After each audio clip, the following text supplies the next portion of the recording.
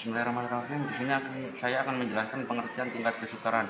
Tingkat kesukaran suatu butir soal adalah proporsi atau persentase. Pengertian tingkat kesukaran. Tingkat kesukaran suatu butir soal adalah proporsi persentase subjek yang menjawab butir tes tertentu dengan benar, sedangkan angka yang menunjukkan sukar atau mudahnya butir soal dinamakan indeks kesukaran yang dilambangkan dengan huruf P. Nilai B ini terletak di antara 0 dan 1.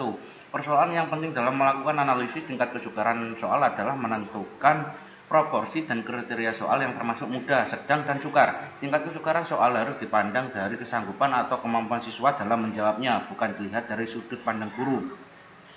Ada beberapa alasan untuk menyatakan tingkat tes kesukaran soal. Bisa saja tingkat kesukaran soal ditentukan oleh kedalaman soal, kompleksitas, atau hal-hal lain yang berkaitan dengan kemampuan yang diukur oleh soal. Namun demikian, ketika kita mengkaji lebih dalam terhadap tingkat kesukaran soal, akan sulit menentukan mengapa sebuah soal lebih sukar dibandingkan dengan soal yang lain.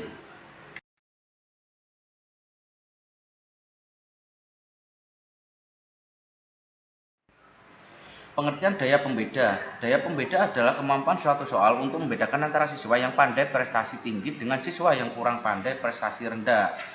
Menurut Arfiani tahun 2011 halaman 25. Subrata dalam Rasid mengatakan bahwa tujuan pokok mencari daya beda soal adalah untuk menentukan apakah butir soal tersebut memiliki kemampuan membedakan kelompok dalam aspek yang diukur sesuai dengan perbedaan yang ada pada kelompok tersebut.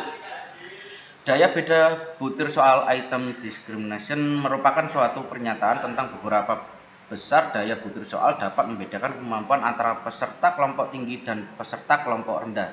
Indeks daya beda IBD adalah indeks yang menunjukkan seberapa besar daya sebuah butir soal kemampuan antara peserta kelompok tinggi dan kelompok rendah menurut Nurdianto tahun 2010.